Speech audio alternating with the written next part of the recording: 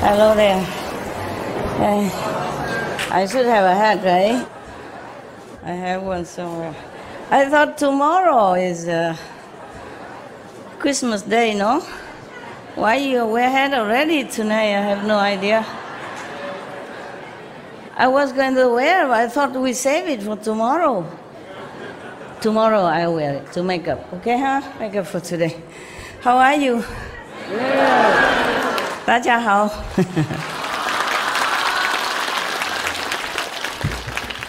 今天已经圣诞节了吗？ Is it already Christmas today? Huh? No, huh? After midnight, right? I have 3.5 hours, then I can run back to it. Okay, thanks a lot. Thank you. You look good in hat. My God, the Taiwanese, they really can. Did they tell you to bring, or they just give it you here? Wow, how can they buy 10,000 hats in one day? More than 10,000 perhaps. Oh, incredible, incredible, incredible. Wow, wow. Wow. All these are nuns? Yes. Wow. Omitofo. Hare Krishna. You monk, you can sit up here, love. Monk, missionary, you can come up, sit here. Yeah, are you a missionary? No, then you sit there. Only for monks and nuns. Just to respect their wish to be alone. You can sit on there, it's softer and warmer. You left everything at home. At least you can have a little comfortable here. If it's you, you would want to be comfortable. So just make them comfortable as you are. You should do everything just the way you would like it for yourself. It's so simple, my God. Huh? If you're uncomfy, you can also come up and sit a little bit higher. If you have a cushion, it's good. You should take care of yourself, okay? Because you are many, I'm only one. I can't take care of all of you, huh? For the elderly, you should take better care. You know why? The monks especially, because they sacrifice all their life for what? You know? For you, or for, at least for themselves, to be liberated. At least they take care of themselves. The elder monks and nuns, they have spent all their lives in asceticism already, okay? The one who really want to practice, want to follow the Buddha, or want to follow Krishna, or want to follow Mahavira, whomever these masters are, they really want to follow this ideal. So, and all their life they already endure a lot to reach God, whether they have reached or not, but they have done their best, you know, everything they've done according to the ideal, okay? So we, especially the elder monks and nuns, you know, they have been enduring all their lives already, so it's better we take care of them. When we were younger, we're invincible, yeah?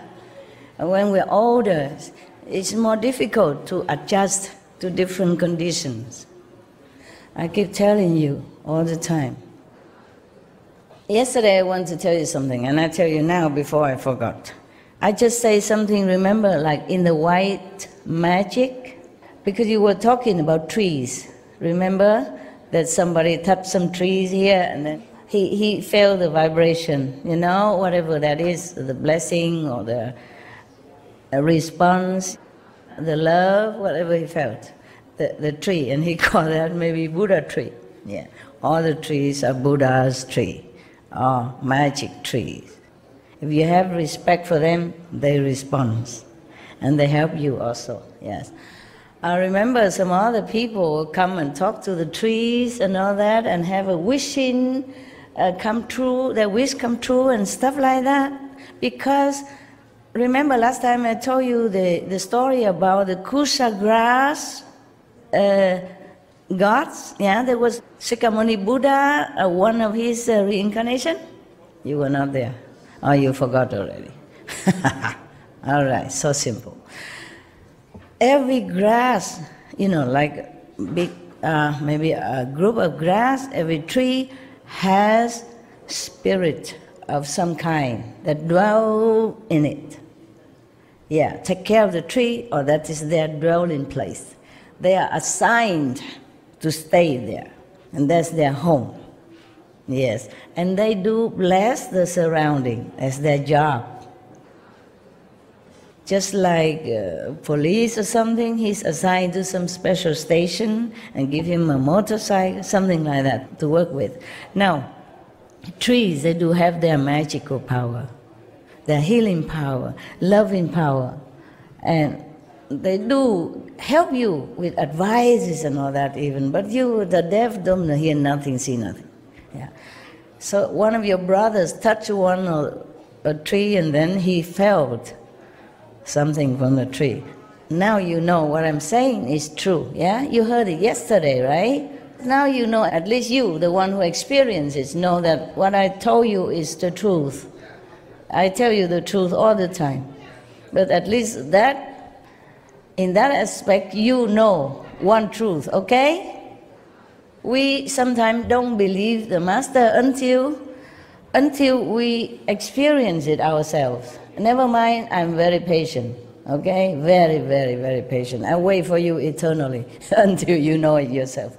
Now, the trees and the grass and the plants, they all have their blessing power. I even told you that in Cancun. All right, so now, in the white magic kind of practice, and people even advise you, you know, like you make friend with one tree that you like, and then if you are sick or you have problem, you just come and hug the tree or tell the tree your problem, and then promise you come back again to visit, and then you will get better. Yeah. Please don't hug all my trees, because too many of you, the tree is already feeling scared. Because everybody hugged, then the tree will become like their skin will get worn out. Let them be, okay, huh? No touchy-feely, huh? You are saying already you should bless the trees, not vice versa, shameless. I'm just telling you, this is some kind of white magic that people practice like that, okay? Yeah. Of course, there are many other ways to practice. It's just because yesterday you talked about the trees, so I want to mention that to you as well. Huh? Okay, now, where were we yesterday? Yeah, okay. The precepts are very important, not only for nuns and monks, but for you as well, if you want to be liberated while you are taking care of your duties in the world according to your karma. Yeah? Not everyone can be nuns and monks, of course. It's a very difficult undertaking. It's very difficult.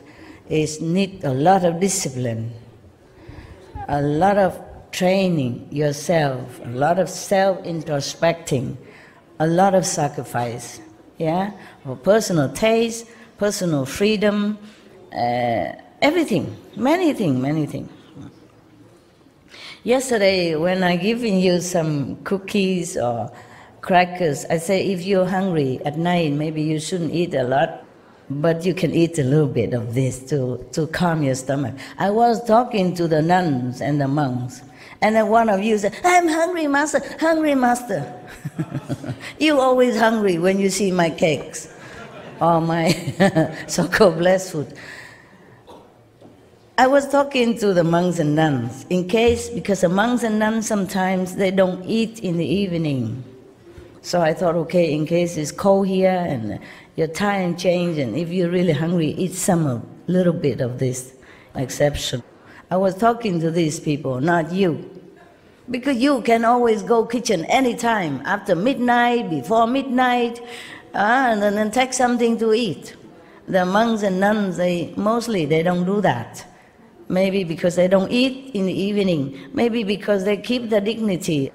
I was worried, the monks and nuns, because of time change from their country here, you know, and maybe here midnight is there midday over there, or before midday, so If they're hungry, they could eat a little bit to calm themselves, and then they meditate to erase that, whatever is supposed to have, if karma. So yesterday, the Buddha have pleaded with the Bodhisattva and Ananda and all these people, saying that you should use your power of transformation and appear to the world in the form of people, in the form of lay person, minister, kings, virgin youth, maidens, and so forth, even prostitutes, widows, profligates, thieves, butchers, or dealers in contraband, and doing the same job like they are doing, in order to lead them to the righteous place, the teaching of the saints. But these people, you know, like the Bodhisattva or the monks, even though they appear thus to work the same as other people, lowlier people or unenlightened people, but they should never say of themselves, like, I am truly a Bodhisattva, or I am truly an Arhat, or let the Buddha's secret cause leak out by speaking casually to those who have not yet studied. What does that mean? Meaning, suppose you already initiated, yeah, you have all the instruction given to you how to meditate, yeah, and recite the 5 names and what to do, etc., etc.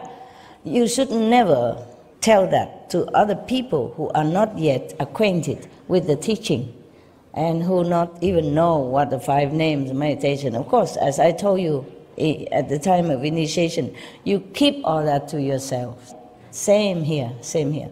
Otherwise, if it's not, then why the Buddha say that? Because it is true that the initiation should not be told to the people who are not acquainted to the teaching, or who are not aspiring to become one of the meditators or the truth seeker, and those. Just like Jesus say, do not give pearl to the swine. The pearl, the precious pearl, is likened to the teaching of God, yeah, of the initiation, precious teaching. We should not just go out and just say anything about that when they're not ready. Then the Buddha continued, how can people who made such claims other than at the end of their lives, and then only to those who inherit the teaching, be doing anything but deluding and confusing living beings and indulging in a gross false claim? So Buddha warned us that we should never do that. Maybe at the end of their lives, and then only to those who are already in the path, you know, who inherited the teaching. That's what the Buddha meant. Those who already know the path, already know the initiation process. And then maybe at the end of your life, if you are really a Bodhisattva or a saint manifested, then you say, I am so-and-so. Now, there was one guru in India, the Sikh guru. I don't remember the 3rd or the 5th, you know, one of the 10 Sikh gurus. He was very old already, 70-something. But he has been, he know nothing about practice of meditation. Until one day, he met one of his acquaintance or family members was reciting something, some of the teaching. And then he overheard it, and he asked her, what is that that you are reciting? So his acquaintance tell him, oh, this is a teaching of Guru so-and-so, one of the Sikh guru before. And then he said, what is a guru? She said, you don't know guru? You have no guru? Then don't come near me. In India, I don't know now, but before, if you have no guru at all, you don't have master teach you anything, then you are just a nobody. They don't let you in the kitchen because it might be contaminated their food. Even the shadow, your shadow, if you have no guru, no master who teach you, I mean real master teach you anything, they don't let even your shadow fall into their food or in their house or their kitchen like that. They worry that your impurity, your karma, which have not been cleansed by the master power, by the initiation process, even your shadow will contaminate their energy of the houses or of the kitchen. The people who are not initiated never allow in the kitchen in any case. That bad. In Vietnam we also say if somebody has no religion, no religious belief, they say, oh, you are the atheist, you know, the non-believer. That means very bad. That means kind of a degrading, you know, remark. Yeah, no respecting remark. Yes, because only the people who believe in karma, who believe in bad and good, that is trustworthy, according to the Vietnamese, okay, tradition.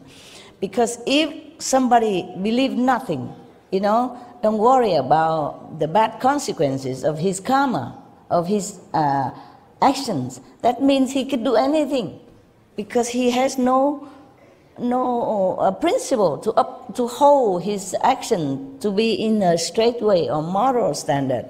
Then he could harm you without even caring about the consequences. That's why people say, if you're no religious or no believer, mean you're bad, untrustworthy, very scary people. That's what they meant. You understand? Yes. Because if you fear God, you fear karma, consequences, then of course you will always try to do good things, because you worry about the consequences of bad karma. But if you don't know nothing, you don't believe nothing, no master teach you, no religious principle, then you do anything, you see, and then you don't worry. So how can you trust such a person?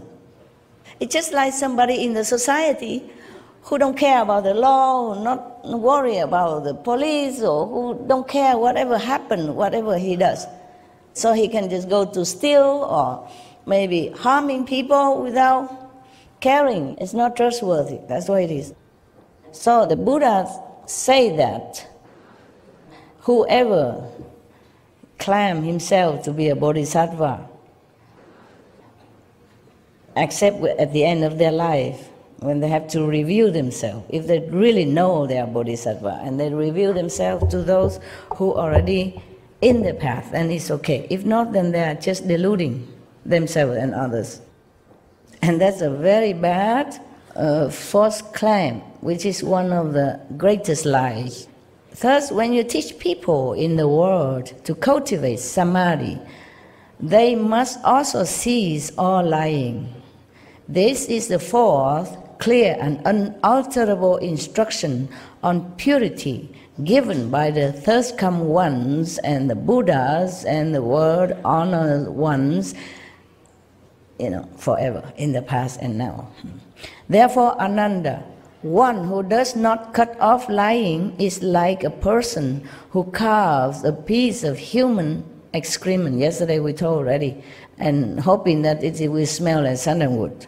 And already yesterday the Buddha said, if you lie, especially you lie about your spiritual attainment, then it's like a poor person who claimed to be the emperor, and then his head will be chopped off. Very dangerous. So you like cutting off your enlightenment possibility now and in the future if you tell lie. This is a problem. Some people, it's just habit to tell lie. They don't even realize they're telling lie. Or they just make some excuses, and then to tell it as if it's true. And they think their excuse is valid anyway. Even though they know it's just an excuse, it's not valid at all. They still say an excuse. And that is also lying. When you know it's not true, you just make up an excuse to cover up your action. Then it's no good. So watch all the time your mind, because your mind is tricking you all the time. Due to habit, due to the company you keep, due to the job that you're doing, due to your surrounding, due to your family tradition or kind of lineage or just habit. So watch it all the time, okay? This is the most difficult to watch. Because we always make excuse when we want to do something. We say, oh, I do that, because of this. Whether or not it's true, and you don't care. And that is also lying. Should not. Always watch our mind. The Buddha said that if monks' minds are as straight as the lute strings, true and real in everything they do, then they can enter samadhi and never be involved in the deeds of demons. I certify that such people will accomplish the Bodhisattva's unsurpassed knowledge and enlightenment. Yeah, the Buddha guarantee. Huh? I told you yesterday, just repeating. Oh, I just forgot the guru. He was very old. One of the Sikh guru was Amar Das. Amar Das. Okay, thank you, my love. Thank you. I forgot. It's a long time since I studied all this. It's 30-something years already. Passed so fast. 40 years even, almost 40 years. Whew, time passed, eh? My God. Okay, so he was very old. Yeah, and then he heard that, oh, without a guru, you are nothing. You are kind of rejected by even your own friend or your own family members. Oh, and he said, okay, where do I find a guru? Just like, where is a supermarket or something? Somebody who knew him long time. And then show him where to go and find the Sikh guru to study with him. And then he became that guru's servant. Very humble servant. Every day he served him with all his mind, all his heart, all his love. And then somehow, even though he was old already, but he was so pure, so sincere, so thirsty for God, that the guru even passed on the mantle of guruship to him. And of course, the son of that guru, you know, the original guru, was so jealous of him. He find all kind of thing, all kind of picky thing to degrade him all the time. One time he passed by when the guru was talking or teaching, and then he said, why, huh? You think you're somebody, you even grow a long beard like my father. You think that's look like my father, and then you are a guru or something, huh? And like he was very, you know, very jealous and degrading him in front of people, humiliating. Why do you grow such a long beard? Yeah, for what? And the guru said, it's just to clean your shoes, my lord. You remember that? My long beard just to clean your shoes. Because he was saying you are just a servant, and now you grow a beard like my father, and then you think you're a guru of some sort. And you grow a long beard and say, I use it just to clean your shoes. Yes. That's what masters are. They are not really boastful. They don't mind whatever said to them. If they are disciples, then of course the guru will try to correct him or her and say, oh, you should not say such thing. It's a bad karma for you or something. But this person, he's too arrogant and so too ignorant, and he was already out of tune with the father's, which was a guru teaching, so he could not argue with him much. So he has to say, I grow it bare long so I can clean your shoes with it. One time I was in India, and one of the master, I don't know what did I do, I don't remember. And he hit me on the head with his hand like this. I said, you're too hard. So I said to him, please use your shoes, master. Don't hurt your hand. I really meant it. I was nobody anyway. And it's just a natural thing to react that way. Because normally, master, if they touch you or hit you, maybe they become contaminated by your karma. So I'm worried, so I told him, use your shoes to hit me instead of the hand. But he didn't hit again. Yeah. Okay. So now the Buddha here also tells us that even if you are a bodhisattva and you use your transformation power to do some worldly job in order to teach other beings, still you don't review yourself.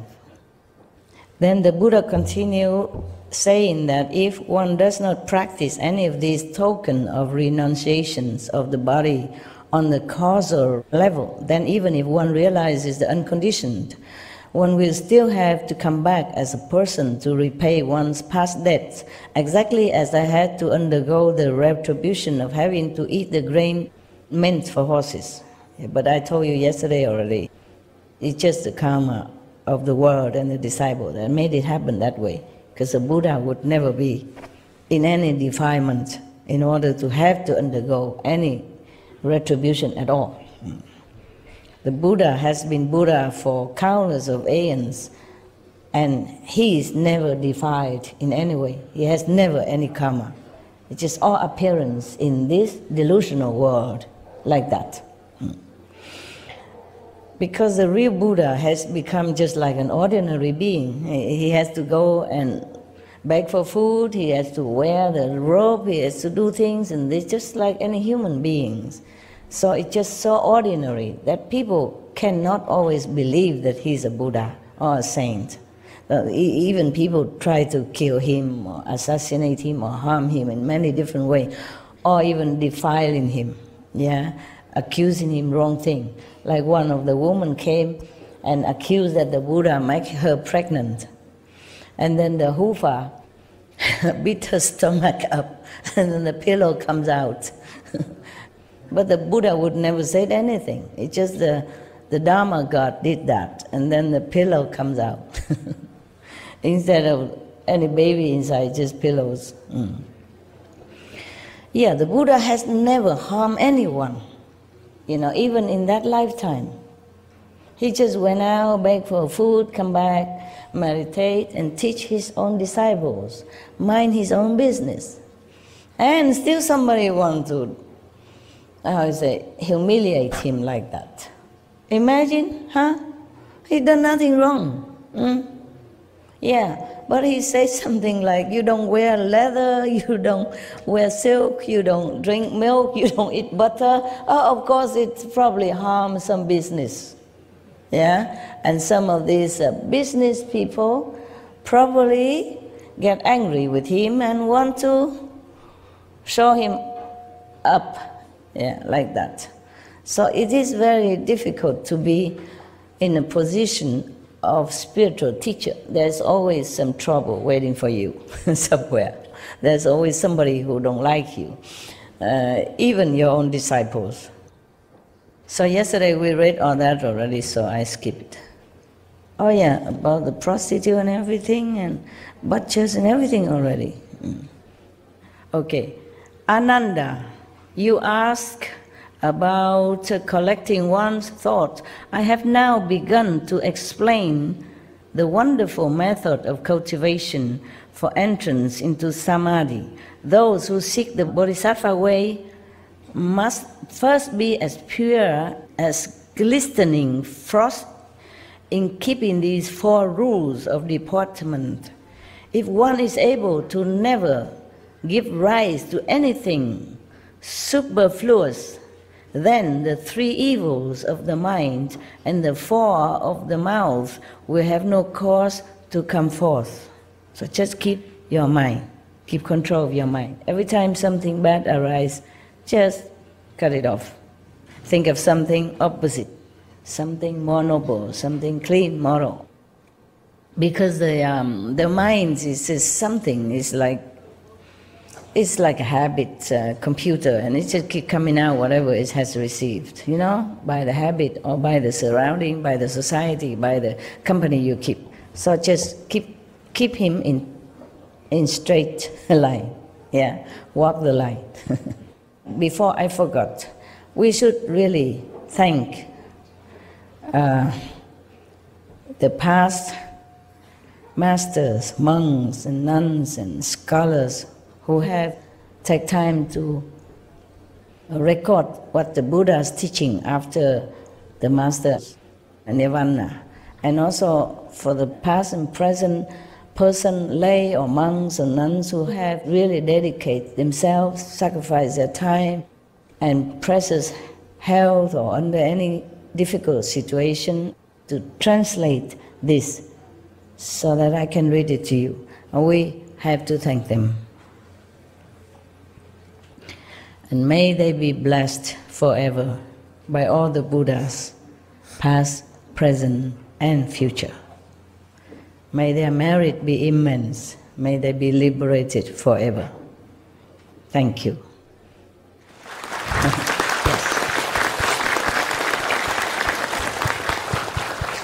We should put this section in the front and in every time, in the beginning of every segment of the lecture, if we show it on TV.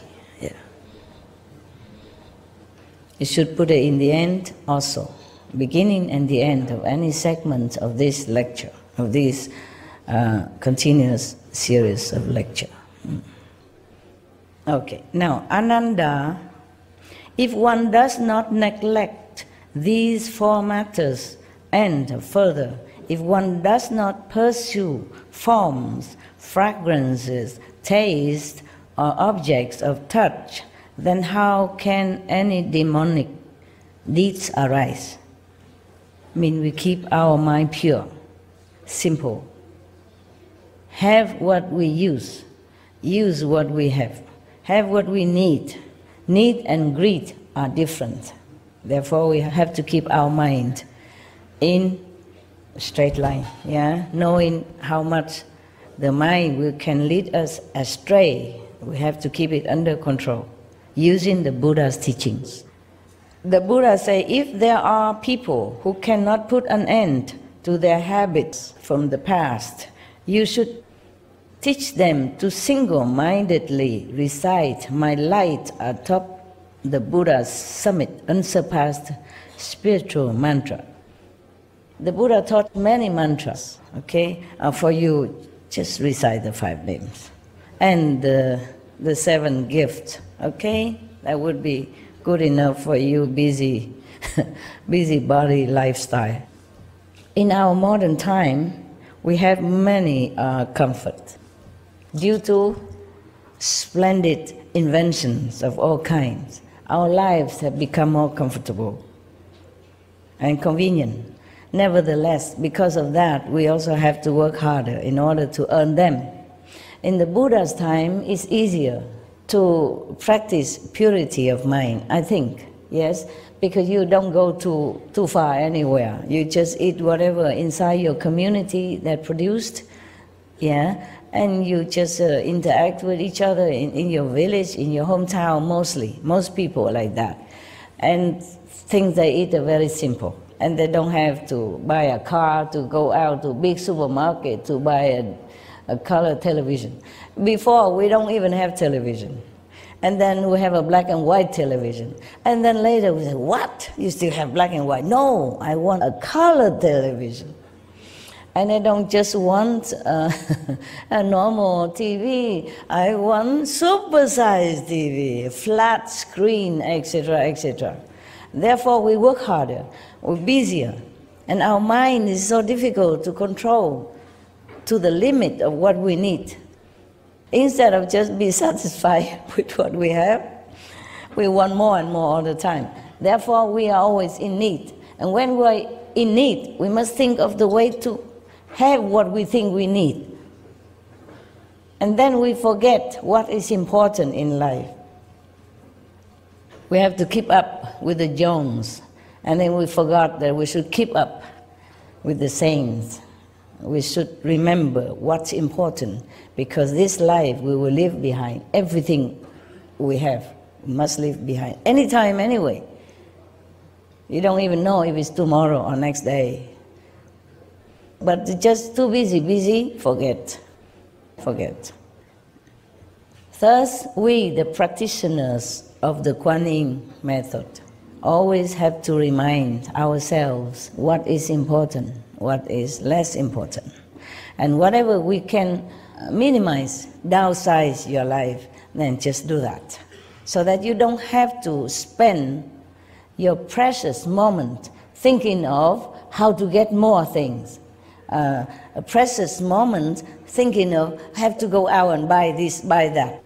To buy, you need car, you need other people, you need petrol, you need time, you need to earn money. And that will cost us a lot of time. A lot of time. A lot of precious time. And if we have also been married with children and kids, then good luck. Good luck to you. Because there will be no ends to your obligation and duties. You have to work harder. Being a monks and nuns is a tough job, but I don't know if it's tougher to be lay people with families and children and the in-laws and the both side in-law and the death anniversary, birth anniversary, marriage anniversary. Ooh, if you forget. I think my life is tough because I work so hard. But it's different. I work for the world. I work for others. I don't work for myself.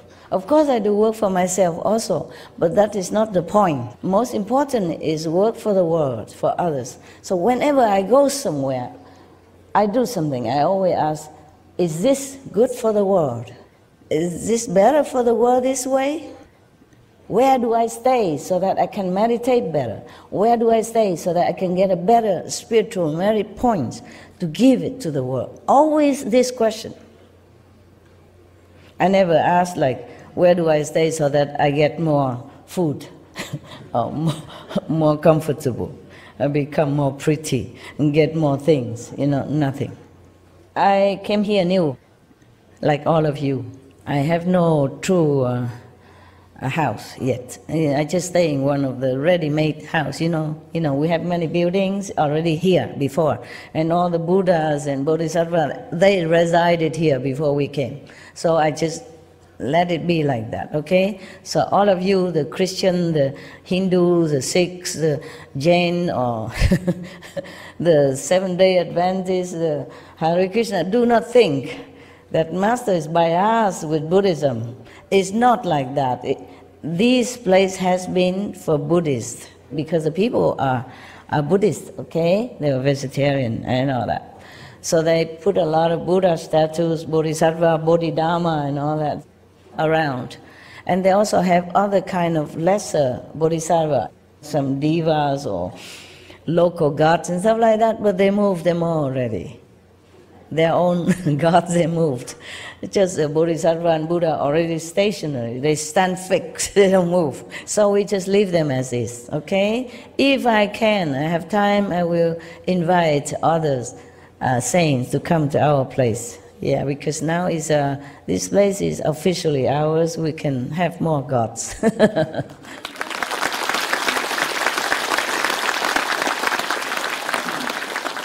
So each of your gurus, your master, your original gods will have a chance to come and stay with us. Okay? Yes. So do not think I am just for Buddhists. I told you I don't belong to any religion. I told you many years ago when I first came out, when I was still a little bit somebody, but not much of anybody. I still am not much, but a little bigger than before. Before that, I already told you in one of the lectures, I don't belong to Buddhism or Catholicism or anything, okay? I belong to the truth. I preach the truth, that's what I said, okay? It's still the same, yeah. Nevertheless, of course, I respected all the masters in all religions because they did the same. They preached the same. That doesn't mean that I am just a no-religious person. It's not like that. I just don't want to make another ism. That's why they always, the disciple and even government advised me to make a religion. And then I will have more advantage, more freedom, easier. But I don't want to make another one. We have so many religions already. Why make another religion? Have more competition, more complication. And then later, when I die, I make so many churches, many temples again, Qinghai Church here, Qinghai Temple there. And then to take up space, and people have to clean the church and temple every day. The Buddha continued, it is the invisible appearance atop the summit of the third come one. It is the spiritual mantra proclaimed by the Buddha of the unconditioned mind, who comes forth from the summit in a blaze of light and sits upon a jewel lotus flower. And now he's talking about Ananda's private life, a private connection with Manjusri, with that prostitute who almost corrupted him, and etc., etc. So I cut that off. Oh, you want to listen as well? I just talk about the precept here, okay? All right. Never mind, I just read it to you. What is more, your past lives with Mataji's daughter accumulated kalpas of causes and conditions. Your habits of fondness and emotional love go back not just one life, nor even just one kalpa. Yet, as soon as I proclaimed it, she was free forever from the affection in her heart and accomplished a hardship. There was a prostitute who was very, very infatuated with Ananda, because he looked very handsome, supposed to. And she always tried to seduce him. And one time, Ananda has to go through her area, her house, in order to go for alms. And he has to go to her house to beg for alms. Because the Buddha don't let any monk go to the same place all the time, in order to avoid attachment, and discrimination between the rich and the poor. Because Ananda sometime before that, he always went to the poor people to beg for alms, because he think like this, he can give merit to the poor, because the poor people need more merit than the rich. Therefore, Buddha said, no, you don't do that. You just go every house with the same love, with the same blessing. You cannot discriminate and just bless just one type of people. Therefore, that day was Ananda's turn to go to different areas, including the prostitute's house. And this prostitute, she has been waiting for a long time for Ananda. And now the Buddha explained why. They had affinity with each other in kalpas, aeons already, and has always have return and return, like this. This life is the same. But after the Buddha has explained all this, she became arhat. She also became a nun, and compete with a nun who is more enlightened, who is faster to get enlightenment. That was like that. It doesn't say here, but just I know that from other sutra, okay? There's something maybe that some of you don't know. Why are you clapping? Because of the calendar talk? Because of my teaching? Oh, I just copied it from the Buddha. Because of your teachings, Master. All your information benefits us spiritually and physically in the world. Thank you so much. Thank you. I just have to explain a little bit more so that you know the background of this situation, why the Buddha. Originally, I want to skip it, remember?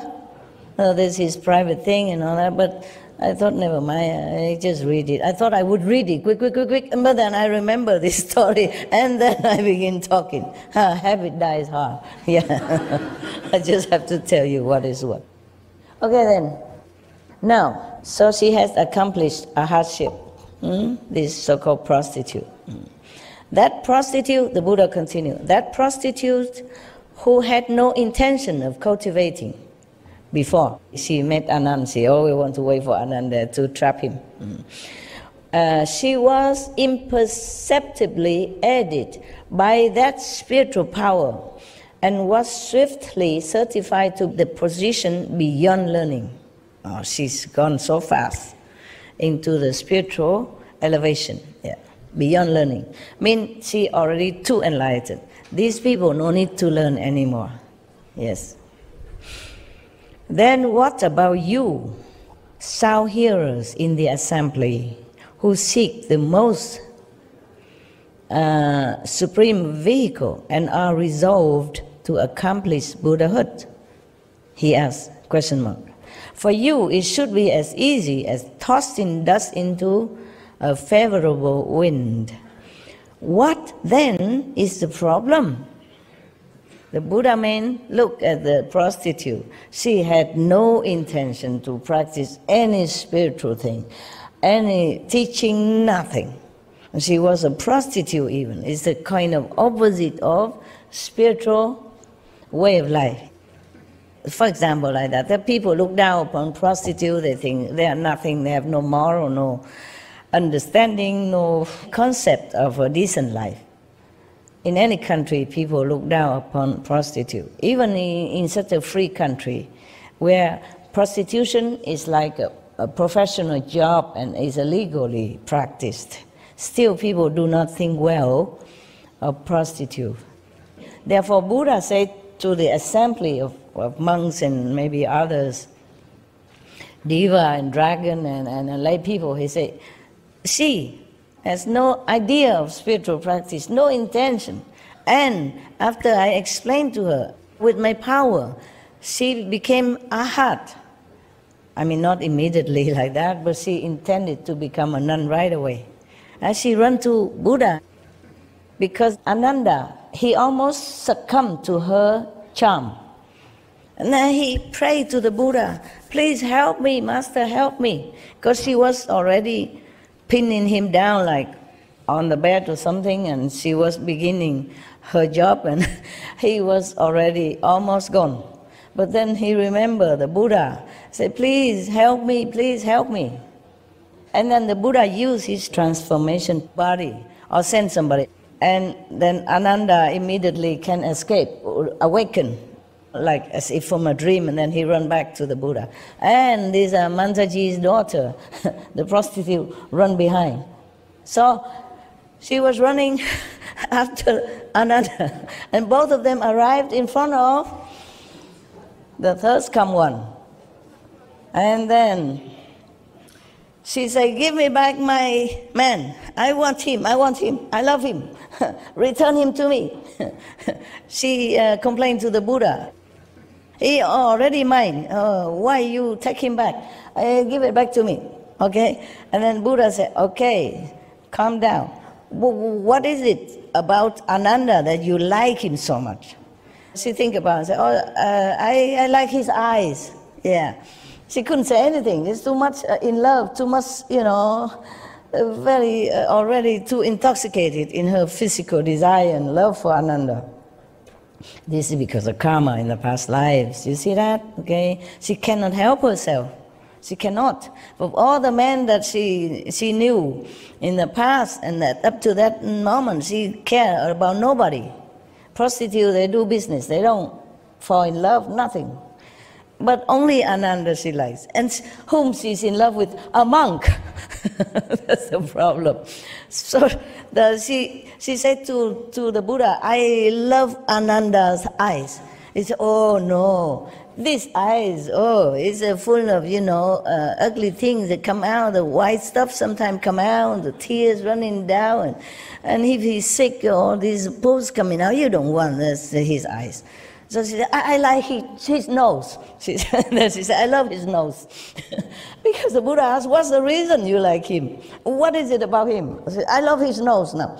He said, no, you don't want, there's all kind of things that coming out, when he blow the nose, this sticky stuff, ugly, you don't want like that. And then she said, I like his mouth. Then the Buddha also continued to tell her that, no, you don't want. There's all this, phlegm coming out sometime, and then the saliva is full of germs in the earth. No, this is the thing that you should not like. And continue further, until she has no more reason to like him. Yeah, the ears and whatever. She said the Buddha just flattened it out for her. Then after a while, then she realizes is not truly a favorable thing, you know, this kind of physical, sexual love. So, okay, then she asked the Buddha to accept her as a disciple. She awakened, and then to become a nun even. And after that, she became Arhat in no time. She competed with a nun to see who is faster become Arhat. And she became first before him, supposed to. Yeah. Yeah, all right.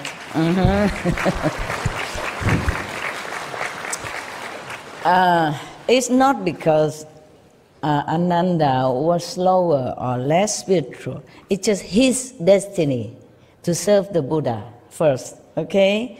And to try to remember everything the Buddha said in the assembly, or whatever happened in the assembly, on all the spiritual stories that happen within the Buddha's assemblies and disciples. Just like nowadays you have miracle events, you know, miracle stories and all that. Before there was no record player, yeah? So somebody has to write it down or memorize it all. Ananda that was his job, you see? If he became Buddha too quickly, maybe he could not do this, yeah? Because he will lose his intellectual power, memory, so that he can become more pure, become Buddha. So he has to continue to be so-called a little ignorant until after Buddha passed away. Yeah, after Buddha passed away, he became enlightened immediately and become Arhat, okay, and become one of the successors. I was telling you that whatever good for the world, good for other people, then I would do it no matter what. So I'm just new like you here, and I forgot that. I totally halfway forgot. Now I continue that. Buddha, please wait, I come back to you. They have prepared for me a room, you know, on the second floor. More comfortable, of course, with aircon. You know, it was a VIP kind of room. And they put some of the thing I need already there, yeah? But when I first came here, immediately I say, I don't stay in any of these rooms. I stay up on the roof. Just put me a tent up there, and I'll be fine. I like it, okay? I like a tent in the open air. And put me a kitchenette there with something in case I need to have sometimes I don't like solid food, I just want to cook a little soup, rice soup or something. So that's what I did. But then they continue working until before we begin our retreat. So I had to put up with the second floor of the room, okay? And then it becomes so comfortable. After you live there for a few days, you have aircon, hot, cold, whenever you want, and ensuite bathroom, toilet, and everything already put there for you, special shampoo, and special conditioner, and good smelling soap. Oh, it's already nice, and bubble bath. Then I continue to stay. I didn't want to leave. This morning, I forgot, and then I asked the heavens again, okay, I'm too tired to check it out, tell me, is it still better that I go upstairs, better for the people, or is it better I continue to stay here, which is comfortable? I didn't ask for it, you know, making an excuse for myself. I didn't ask for people did it for me, you see, I did not ask. So, is that maybe heaven's will that I should stay here? Comfort. Because upstairs on the roof only a tent, a big tent, with a table, you know, to work. It's actually like a prepared, like an office, and a sofa, okay? No aircon, just maybe a heater, small one, all empty, okay? And later on, I came back and I saw the mosquito screen all around. It's like a room again. I said, oh no, terrible, I don't want that. I just want a tent, okay? And all around empty, I like that. It's not like screen all in with door and all that. Even though it's just a mosquito door, I don't like it. And this is one more excuse for me to continue to stay in the comfortable aircon. They already made all the clothes, beautiful hanging. Easy for me to do anything, so easy. So another excuse to stay. That's why I keep staying a few more days, and I didn't think about the roof anymore. Besides, they took away all my kitchenette stuff. Another excuse, okay? What should I do up there? I don't have anything to cook. No pan, no pot, no cooking stoves, no bowls, no spoon. I keep listing it, you know? You see that? I have nothing. Yeah, our minds like comfort, yeah? Even I like comfort, yeah? Especially when you're older, you know? You have aircon, it's warmer for your back, and it doesn't stiffen your legs, and all kind of excuses I have, yeah. But then suddenly this morning I was thinking, oh, maybe it's just a trick. I should go upstairs because that's my instinct. The first day I came, I said, I don't stay in any rooms. The room has been slept in by people and used for years, you know, decades already. I should not stay there, even though I throw all the beds out already. Just have a new sofa in and office, a table and all the office stuff, a document to work. So it just looked like an office. One sofa and a table, empty chair, like that. It's not much. And it was okay too, comfortable. Because they normally use it just for bedrooms. You come in, you just see the big bed. Nothing else. And it feels suffocating. I don't like it. Because the room already small. You put a bed in there, you can't do anything else. Even you put a chair or something in it, it feels too crowded. So I throw all the beds out anyway already, and it's more comfortable. But this morning, suddenly I wake up and say, oh no, maybe it's not too good to continue to stay here, because I feel too relaxed. It's a relaxing room. It's a rest area, and my mind will not be set on working. It's the atmosphere in the bedroom is always make you feel relaxed and want to sleep, rest, you know. Especially when I didn't ask for it, you know. Maybe heaven's will, you know. This morning I asked, I said, okay, I'm too lazy to move again, all my things upstairs again.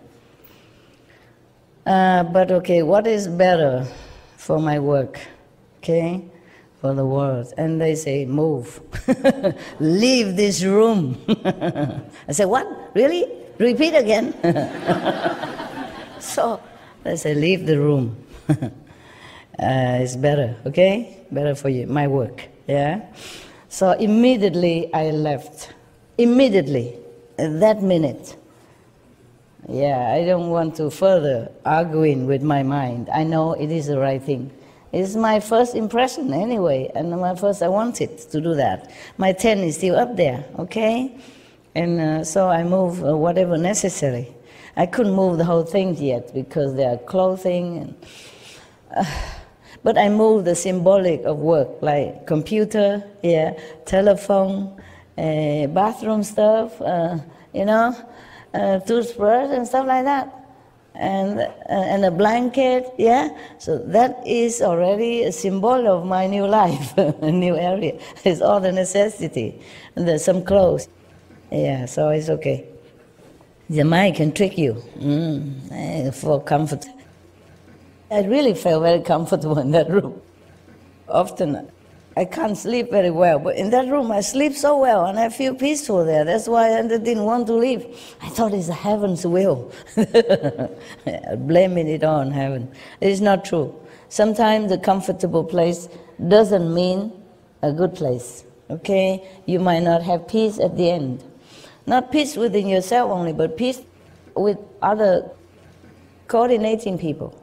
If you stay in one bedroom, for example, and to work from your bedroom, if you have no choice, then you have to. But if you have choice, you should separate your work and your sleeping area. Now, feng shui-wise, it's like that. Because your sleeping area is your sleeping area. And if you work from there, people don't cooperate with you. It's just naturally. Because you order from your bedroom. Your bedroom is supposed to be your sleeping area, resting area. It's not for working. So at home, if you don't have more room, you have to put aside one corner for working, okay? Yeah, and when you finish work, you just shut that down. And if you can, you put a curtain or something, okay? Put something separate or some plants so that you have more efficiency in your work. There are more of this kind of cooperation between colleagues. Of course, I was too comfortable. I even forgot about feng shui or whatever shui that was. I just feel so good, sleep well, eat good. Oh, for a long time, for a change. I was really reluctant to leave. Imagine that. Supreme Master and all. Still like the bedroom. All right, but I moved immediately as long as heaven reminds me for what purpose I was here. It's okay, just a few days. Good excuse. Yeah, take a rest. Okay, forgive me. Weakness of the body and mind. So I'm not always tough as you think, huh? I also love comfort. Yeah, and how you say, security. Yeah, in the second floor with the bedroom is more secure because there are iron doors, locked and everything. And the roof don't have any like that. But I have tried to fix it so that I can lock from my side. Normally they put lock only from the inside. Okay, the roof's supposed to be the outside. So every door is locked from inside, not on my side, the roof. So this day I moved up and I tried nail this and that and making some arrangements so that I can lock from my side, just so that I can feel a little bit psychological safety. I had to do that wherever I go, so that I feel peace of mind. Huh? Good, now you know my secret, my attachment secret to the bed and comfortable and the aircon. Yeah. Now I have nothing, just a tent. No aircon up there. Yeah. What for you have an aircon? It's all open air anyway. The aircon will not work. But after a while I get used to it also. You will not feel that cold. It'll be okay. Just put more clothes on then. Huh? It is cold. It's good like that. So I can have more sympathy with you also, who lives in the outdoor tent and stuff like that. Huh? So I don't be too comfy. And sleep. So the Buddha say, mind that even if a prostitute who has no spiritual intention at all, or never had any connection with any spiritual teaching prior to meeting with Ananda at that time, still she can become a nun and attain arhatship. That's a big deal, arhatship, very high. Bodhisattva. Therefore, how can you not? That's what he meant, okay? His assembly, yeah. And you also, of course.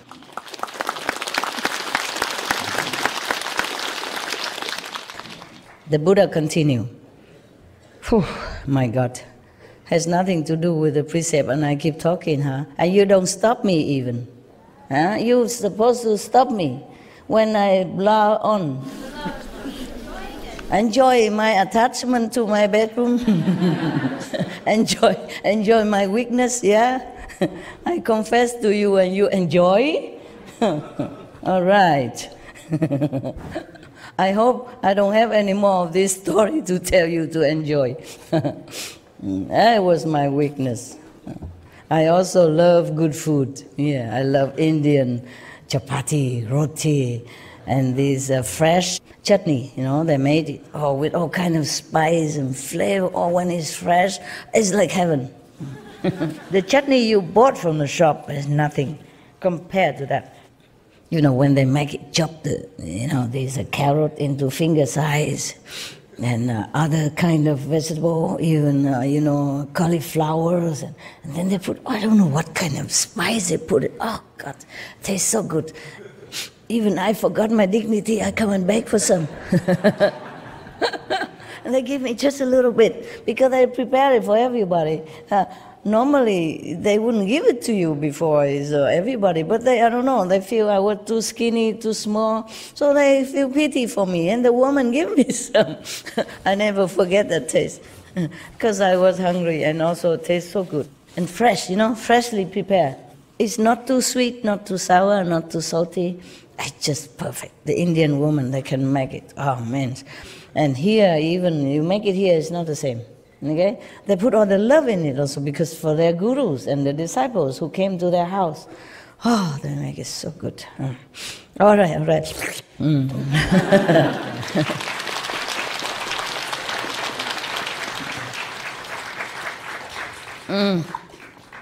I don't look like a nun or monk anymore, but I really ate only once today. When you eat only once a day, you're not as hungry as when you eat more times. It's funny. The less you eat, the less appetite. The less you eat, the less you want. If you eat breakfast already, then lunch and dinner taste good. But if you eat nothing in the morning, nothing else, then the meal you taste, no matter when, it don't taste as good. Therefore, you don't even eat a lot. You don't feel such a tasty like as if you had your breakfast first, and then many hours have lunch.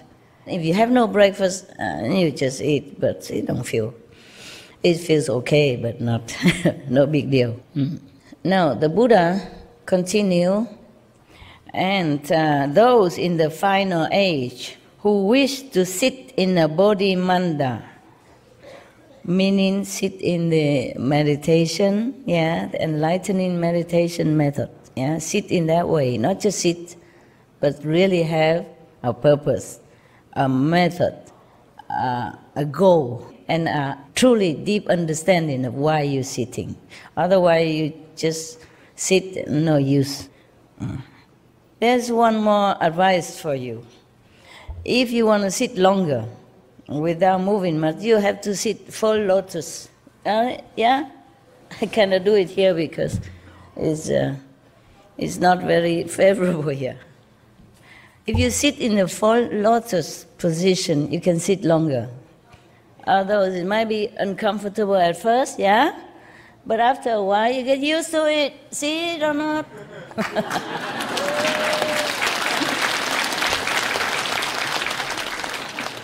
Okay, I will take a photo or something in lotus position, and then you can have a look. You know, right? That both legs are crossed together.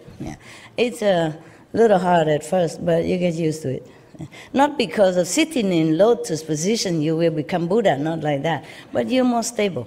And even if you meditate this way, you will not fall. Your legs are locked, so you don't fall too easily, and you can't sleep too easily. Even if you sleep in the lotus position, you wake up earlier, quicker. All right, so that's just by the way. So the Buddha say, if those in the final age, meaning, what means final age? Mean the age that the Buddha is no longer there, After a master passed away 300 years or 500 years maximum, that is the final age of any teaching. If you don't see another master appear in that area, in that era, this is final. Okay. But luckily we always have. It's just that it might not happen in that lineage.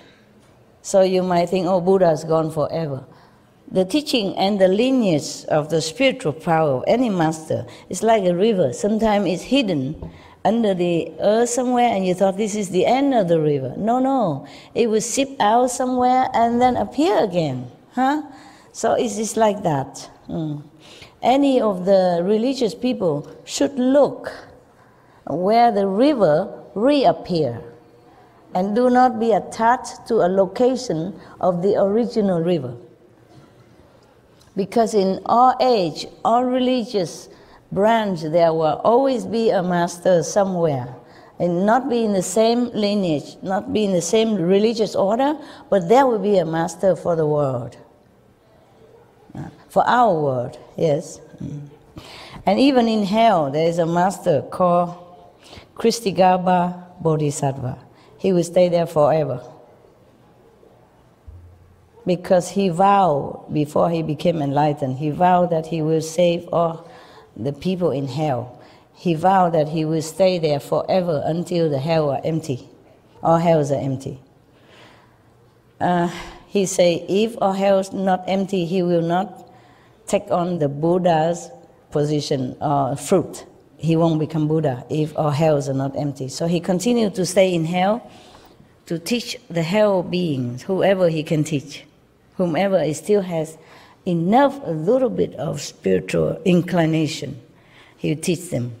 And then slowly he bring others also to the understanding of the truth. And then continue further teaching, and then release their karma or Because of that, their karma will be lessened or cleansed, and then they can reincarnate as a human being or a diva or asura, and then continue further. Yeah. That is Kristigaba Bodhisattva. Oh, there are endless sutras in Buddhism I like very much. Maybe one day I will read you this Kristigaba Sutra.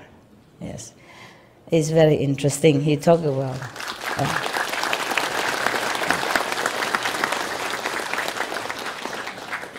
when I first became a nun in Taiwan, and one of the temple, because we met where I took the precept, so they invited me to their temple. And the monks and nuns, normally, many of them, they go out to recite the sutra when somebody dies. And their relatives invite them to come recite sutra to help to liberate the soul of the dead for 49 days, or some days at least, yeah, some weeks. And these monks and nuns also do that job, and they also asked me to come along. I also came. Of course, at that time, I cannot recite this sutra in Taiwanese, where I recite Amitabha Buddha for them. It's fine. And they recite theirs. I just recite quietly, and the 5 names, yeah, at that time. And later I saw they cook with chickens and ducks and porks and stuff like that. So after their session, I called the monks and nuns in the temple. I called them and said, this is no, no, no, no. You have to tell the people who don't understand that in the Kristigaba Sutra, they call it Ti Chang Wang Pusa, means the earth store bodhisattva, the one who vowed to save all hell beings before he became Buddha. That means forever, endless in this world. There will be always someone in hell. If nobody can save them all, then it's like that. I said, this is no, no, no, no. If you go to recite sutra to somebody who died, you have to tell them, no, no meat, only vegetable. Otherwise, the soul of the dead will be having bad karma. Maybe have to go to hell for that. Or maybe delay, cannot go to heaven because of that. Maybe delay of liberation, depends. So you have to tell them that. It says so in the Kristigaba Sutra. If any dead person, the relative, kill or offer meat and animals product in the name of the dead will be in trouble. Bad karma, and may go to hell, might suffer more. Okay? So you have to tell them that. You have to bring the sutra and tell them that. And then they bow to me. They put their arms together and say, you, Kristigaba Bodhisattva. I said, no, no, no. I read Kristigaba Sutra. I must remind you, we monks and nuns must tell people, because they don't know. They have no chance to read any sutra. They're busy working. And they just go Buddha temple, bow, put some fruit, and then take it back and eat. They never have chance to recite sutra. That's why we become monks and nuns. So we have more time to study the Buddha's teaching. And then because we are study already well, we must tell people who don't study it. It's not that you monks and nuns always go and just reciting things and then take an offering from the red envelope and go home. No, no, we study well because we have time, because we forsake the family time, we don't do business, we don't worry about mundane occupation, so we have more time. That's the purpose of being monks and nuns, so we can study a lot more. And then we have to tell people. And then they bow to me. I say, I'm Kristigaba Bodhisattva. I said, no, no, I'm no Bodhisattva. I just study the sutras. And then they was very respectful. I said, from now on, you tell people in advance before you come. I said, if you want me to come recite the sutra to bless the deceased, you must cook vegetarian. Otherwise, I don't come. And tell them why. Yeah. The Kristigaba Sutra is very clear. Even you give birth to the babies, and if the family member kill chicken and all that to give to mother, then it's very bad for both mother and son. Because those demons who love to smell the blood from the mother at the time of birth and all that, they're hanging around already, and they will eat all this food also, and then they will make very much a heavy energy for the mother and son at the so sensitive time. They need more rest, more good energy, but they did all the wrong thing, all the opposite thing. It's stay all in the Kristigabha Sutra, and much more. In the Kristigabha Sutra, it's even say that the Kristigabha Bodhisattva tell the Buddha that, oh, I observe in the whole physical world, all the beings, every little second, every little minute, nothing they think, nothing they do doesn't cause karma for them. That bad. Therefore, you recite the 5 names all the time, okay? So that you don't think negatively. You don't have chance to act anything negatively. You protect yourself from attracting, so that you don't attract negativity to you as well. And bless your surrounding with this holy energy that you brought forth with you from the initiation power.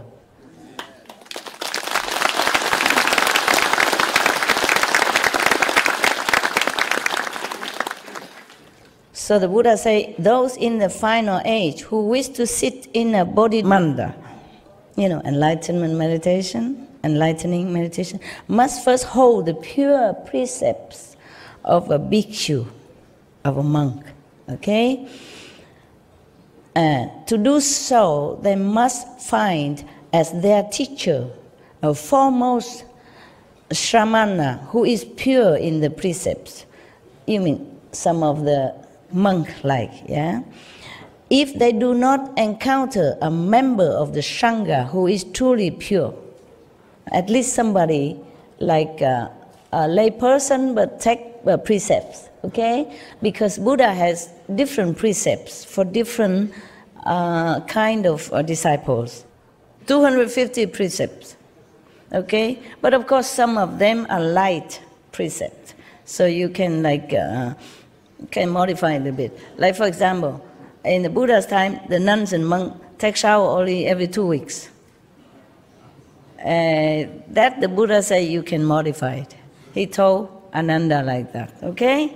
Many other are more strict, yeah. Some I cannot tell you because you are not a monks and nuns, okay? I just tell, that is a simple, I can tell, but many more I cannot.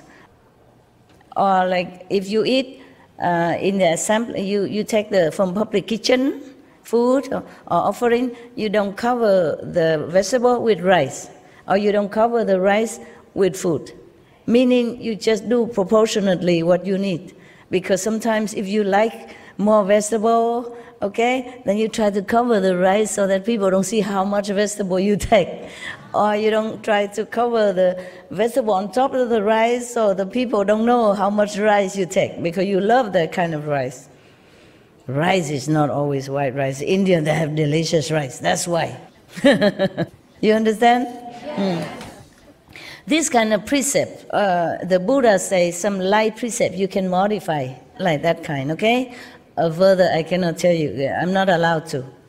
You're not allowed to hear the bhikshu, monks, nun precept if you are not monks and nun. Because if you know it, you have to keep. Also very difficult. Many precepts are difficult for lay people, okay? Because the monks and nuns, they're not supposed to have any man-woman relationship, for example, like that, yeah? So there are many precepts for that, and you can't keep it. It's difficult. It's very detailed and sensitive also. I can't tell you. You should not know unless you want to become monks and nuns officially, and you take the precepts and hold it, okay? Yeah. Keep it. But right now, you keep these 5 precepts that the Buddha explained. That's good enough, okay? And the 5 names and the gift, if I have given you, okay? That's secure you to go to heaven, all right?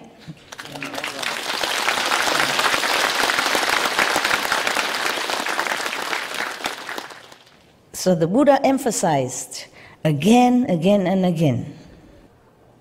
So the Buddha say, in the final age, mean when the Buddha already nirvana, if anybody want to follow this kind of meditation, that he passed down to his successor, then they have to find the teacher, a foremost shamana, is somebody lesser than monks, but keep the pure precepts. Like the monks and nuns, they have 250. And the one who take bodhisattva precept, maybe 10 precepts, but have to keep it very purely, 100% pure. And the other normal 5 precepts. Therefore, the Buddha said you have to find somebody, foremost one, to keep the pure precept, like the 10 precepts. Okay? All the 8 way of vegetarian, like last time I explained to you. Then that person can transmit the Dharma to you. Just like now, some of the residents can transmit the initiation to you while I am still alive, but don't have to be present at the initiation place. And then the Buddha say, if they do not encounter a member of the Sangha who is truly pure, then it is absolutely certain that their deportment in precepts and rules cannot be accomplished. So that. If you want to practice, for example, the Kuan Yin method that the Buddha transmitted, you have to find a pure monk or the pure bodhisattva layperson to transmit it to you. Otherwise, it's not valid. It doesn't help you, okay? It doesn't work. All right. Now, after accomplishing the precepts, they should put on fresh, clean clothes, light incense in a place where they are alone, and recite the spiritual mantra spoken by the Buddha of the mind 108 times. The one that the Buddha tell you. Actually, in many sutras, there are many mantra reciting by the Buddha, okay? Hey, guy, you cannot see me very well, huh?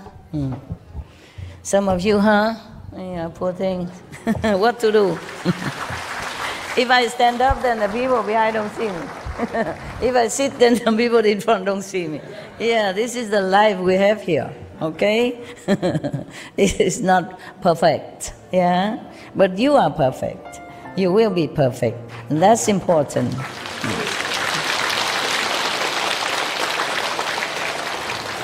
The world can be perfect or not perfect, but we should be perfect. That's important, okay? Right.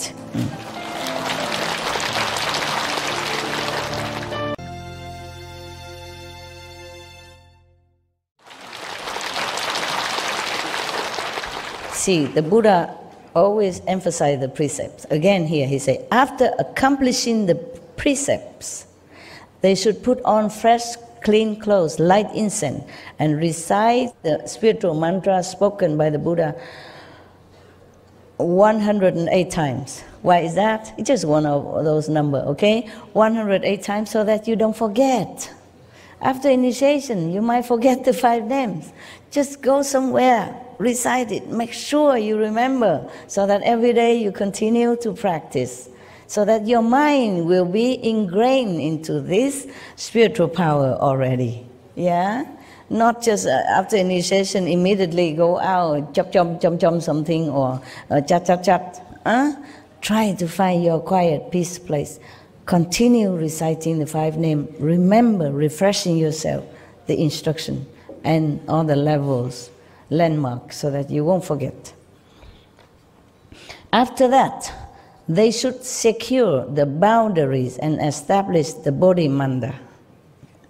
After you remember already, okay, then you must know that when you meditate, you should be alone in some secure place so that nobody see you.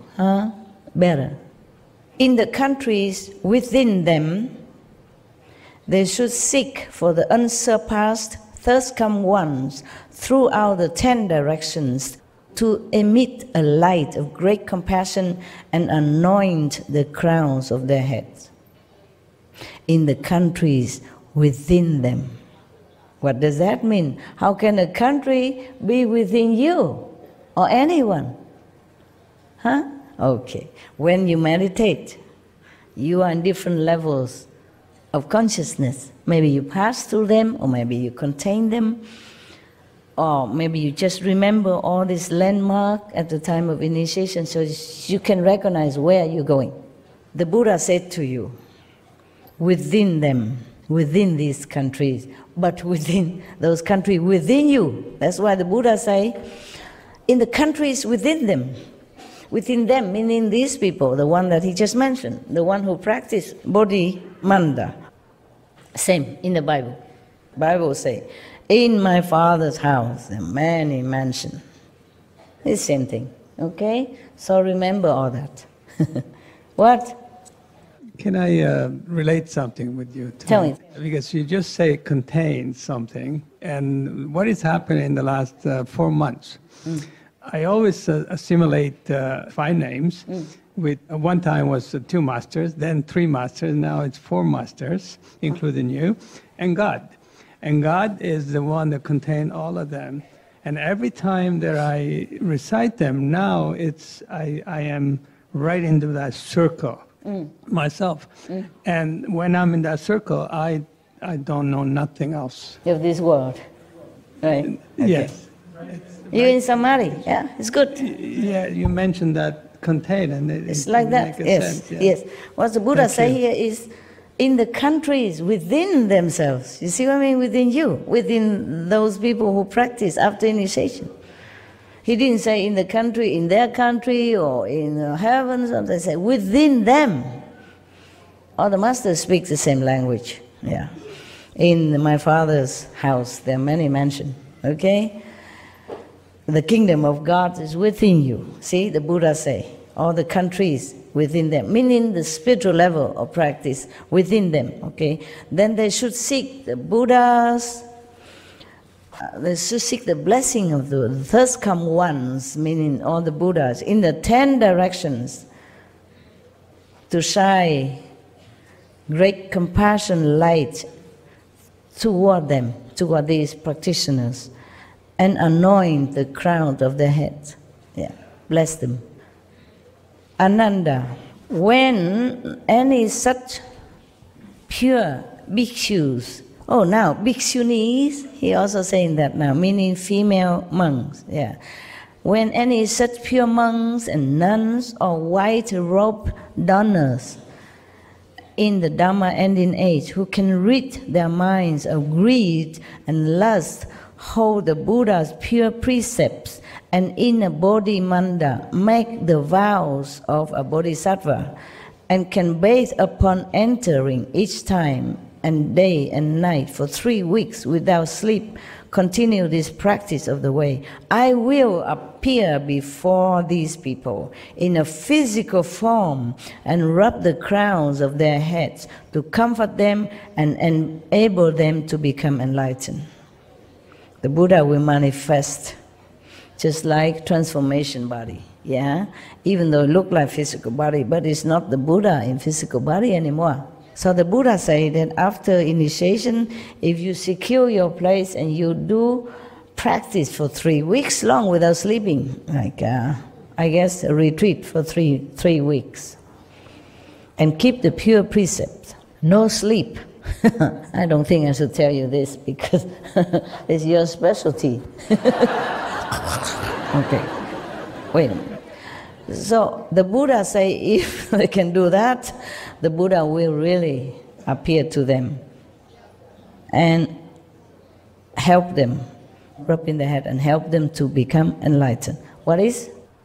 I want to tell you actually that you did that for me. And it? When I first decided to initiate, right after I got the convenient method, I was having trouble understanding how to feel here, and I was trying to meditate, and I sort of fell asleep, and I had a vision, and you walked up to me, and you handed me some cream, and you said, "Oh, well, just rub this on your forehead and it'll work." And after that, always, every time I meditate, I could feel. Okay. And yeah. You still have doubt whether or not I'm a master. Thank you very much. No, that's not what I meant, Master. I mean, not now, but I mean, if some days ago or some. There's always the small part. The mind, yeah. There's always the small part, but not in the heart, Master. Of course, I know that. Otherwise, you wouldn't be here, right? Right. Thank you, Master. It's just the mind tricking you, but your soul knows. Your intelligence knows. Yeah. That's why I told you you're a smart boy. You don't need to ask what is the proof or what is what. No need. You know it. Okay.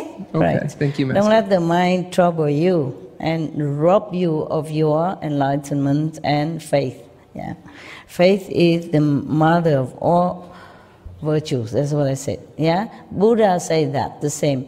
Jesus said, "Blessed are the ones who do not see but believe," because for them is the kingdom of God.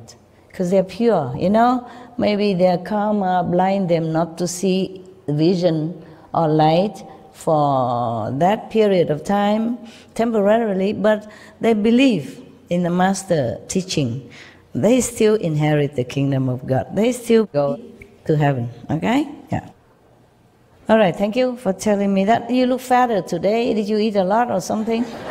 No, I mean, your face is rounder, kind of more relaxed. Maybe it's your blessing, Master. I don't know. Okay. But thank you. No, I don't mean about eating, but your face look more round, you know, more lovely, yeah. More soft. I meditated well last night, Good, I guess. good. Yeah, you can see that. More restful. Very smooth, yeah, smooth. Face smooth. Energy smooth. Thank you. Congratulations. So, Buddha continued. Ananda said to the Buddha, now Ananda talk, "Were Honor One, enveloped in the thirst come one's unsurpassed, compassionate instruction, my mind has already become enlightened, and I know how to cultivate and be certified to the path beyond learning. But for those who cultivate in the final age and want to establish a bodhimanda, how do they secure the boundaries in accord with the rules of purity of the Buddha?" The word honor one. Yeah. So the Buddha said to Ananda, "If there are people in the Dharma ending age who wish to establish a bodhimanda, they should first find a powerful..." Oh, this is a very long story. If you want to build yourself a bodhimanda, okay, the meditation retreat kind of place, yeah, secure, peaceful, so no disturbance, meaning you be away from your family and your job or your usual surrounding. Then you have to build a place for yourself. The Buddha said here how, but I don't think you can, so I don't know if I skip it or not. I don't think you can do all this. You have to find a white ox who eat only grass in the Himalaya, for example. If it's not a white ox, it's not okay. If he doesn't eat the grass in the Himalaya, then his excrement will not be pure enough for you to use it, to mix with the earth and to make a platform and the wall for you. In the Himalaya, in the region of Himalaya, people use a cow dung, ox dung, to mix with the mud in order to pasture their wall. Actually, they just use a pure cow dung to pasture around on the outside of the wall, and then they meditate in there or they live in there. Mostly it's for the meditator, they do that. Also, this kind of very effective to prevent mosquitoes and insects to come in your house. Yeah? It's funny. It's like that. Huh? It's antibacterial. Yes, and it's very safe. They do that on the floor before eating the food. Yeah, also, yes. They clean the house and all that, and then they plaster it with cow's dung. But it must be purer cow dung, okay? Because if the cow eating all kind of not pure food or garbage outside, that might not be effective. at least psychologically or spiritually. Yeah, people use cow dung a lot in India. They use it for cooking. Yes, they use it for the floor. For, huh? It's good internal as well. Yes, yes, yes. Yes, some people use it to cure their sickness. Yes, some people catch the cow dung fresh and consume it as well. This is for you, Westerner, and other people. It seems like something you should not do, but that's what they do, and it really helps. Well, at least it helps them. I never tried, so I cannot guarantee to you. You can try and tell me. Yeah. And then they use it to prepare some kind of spiritual initiation platform, and mostly they smear around their house, outside of the wall, you know, inside also and outside, and then they paint it on. Yeah, it's what you said about Gomata, the cow being so pure. Everything from the cow is used. And in Srimad Bhagavad Gita, it's also said that the medicinal purposes, they use it in all medicines because everything from the cow is sacred. Yeah. And it was Lord Krishna's favorite animal. Yeah. So everything they use, the fuel, and the gopis who used to move with Lord Krishna, everything would be with cow dung. Long time ago, I told some of residents, I don't know if it's recorded, I told some of the residents that the cows are from the 5th level. Did you ever heard? Yeah. Is it recorded? Yes. Oh, okay. Maybe that's the reason. The Indian practitioners, the pure people, they knew the origin of the cow. Maybe that's why they worship the cows in India. You know that? I mean, most people, not all nowadays. Yes, sir? They're doing organic farming using cow urine. Like they have 10, 15 cows together. Instead of watering the plant, they use cow urine as an organic farming. Yeah, okay. They use many things of the cows, and they worship the cows too. When they see the cow, I saw some Hindu people, they go and touch the cow and touch their forehead. They touch the cow's feet and touch their forehead. It's as if you prostrate to the cow's feet. If you touch somebody's feet and touch your forehead, it's a sign of respect. Correct? It is part of a tradition for a woman to, after get married, she actually feeds cow for a certain number of days to have safety of the husband. Oh, very good. Wonderful. Wonderful. You see that? So I have always told you that a country, rich or not, materially doesn't matter too much. But spiritually rich, it matters, yeah? And some people who are not used to the Indian tradition or Tibetan or maybe in Asian tradition, they think what they're doing superstitious. It's not like that. Just because they don't see with spiritual eye what the people are doing, or what the animals are, or what the trees are. Just like one of your brother, he touched a tree and he fell. These like electric currents or something that respond to him, yeah, in blessing and love. You mentioned about the cow, how spiritual it is. And there's a book that I read many years ago before I knew you, and the book, it's To Know Yourself. And halfway in the book, there was this figure as a cow. And I read it, the whole book, and at the end of the book says, if I see the figure. You've seen the figure yourself? And I didn't. No, I didn't. So I went back and read it, and that's when I see it. I see the figure in the book, and probably it was that when you know yourself, you see yourself as the cow. Oh, I see. Understand. Understand. You didn't grow any horn yet, so I don't know if you're a cow or not. Okay. So anyway, the people who know the spiritual dimension of animals or trees, they worship them.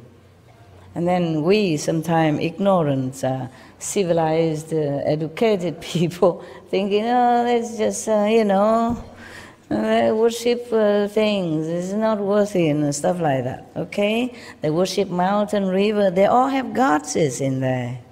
The river have gods, the mountain have gods, and they're all blessing people all the time. It's just we don't see it.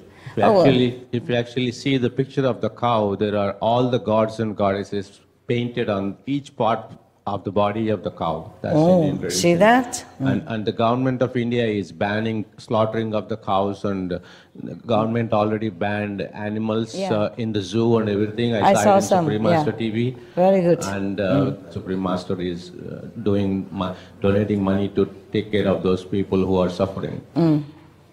Supreme Master donating? Yes, yes. I donate it. Yes. Just joking. You are It's the Supreme same. Master. We donate it. Okay. Yes, All right, $85,000. Thank Yeah. you, Master. It's okay. No, we should. All of us should do that. Okay? Not just Supreme Master TV. But I do what I can, only one person. All right. Hey. Yeah, tell. They announced officially that in India more People. will become vegan. Yeah, of course they should. It was very beautiful. Yeah, Just few India weeks is ago. supposed to be a spiritual country. The most, yeah. They should be back to the origin, you know. Originally they were like that. Yes, Master. Most of the NRIs like me who are staying here, who settled in America, they are doing whatever they could do, like constructing the water tanks and providing mosquito-free zones and electricity. And now it has reached to so many people, and people are not waiting for the government to respond. They are doing whatever they could do. And all the political leaders are also mobilizing NRIs. They're actually coming here and asking money from us and taking that money back and showing the accounts properly. It is done, it's not misused. So there's a lot of change and awareness. Very good. Actually, Indians should do that, because Indians are supposed to be the cradle of spirituality. All the masters, mostly from India. And some master went to India to study and then came back to teach their country people. Yeah. There are a lot of Loving Hut restaurants in India, and I was actually doing translation of all these things into my local language, Telugu. So I do not have a job for the last 1.5 years. Oh. So after I started doing translation, I got 3 jobs. Oh.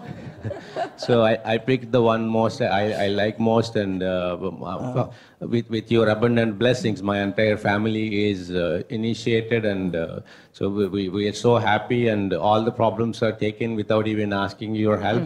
So I just want to have a question, if with your permission, I want to ask. My son is initiated when he was 11 years old, Yes. so 12 years old. Now he's 16 years old, and he believes you very much, and he does meditation. And recently he has been influenced by the school. He's going to he's in high school, he's going to college next year. So everything he's thinking in terms of scientific reasons, saying, oh, vegan diet is not good, proteins are not there. And it is because I'm studying well, I'm passing all these exams. It is not because of master, things like that. And my wife is 100% diligent practitioner, and she is having big fight with him. And so we trying to see. You don't supply him with the scientist evidence and the doctor's evidence from America? No, he does all that. He goes to Google and shows me something. I go to Google and show him something. Then then the last week, and we had an argument. He got out of the car and he ran away. Then I got to call the police and bring him back, and all kinds of. Oh, let it be. Yeah, should we go easy on him or tough on him? That's what our dilemma is. Let it be, okay? Yeah. Because teenagers, they are rebellious in nature, you know. They hate you for nothing. Right, yes. They do everything against you, and they feel cool about that. So let it be. He'll cool down. Sure, thank you. Okay? It's just sometimes the society is stronger than one family. That's the problem. It's very sad, you know. Sometimes it happens. Don't worry. Let it be, okay? Let me pray for him, meditate for him, share with him your marriage. He'll be fine, okay? In China, they say the society is a big dyeing tub. So we always get in this different color and wrong color. He's actually very good by heart. He does 5 precepts, and all his friends in his class, they take my son's lunchbox and eat vegan food every day. So he feels like he's a hero promoting vegan food. Oh, then it's good already. Yeah, so Let him be. Let it be, okay? Right. Yeah, he'll cool down.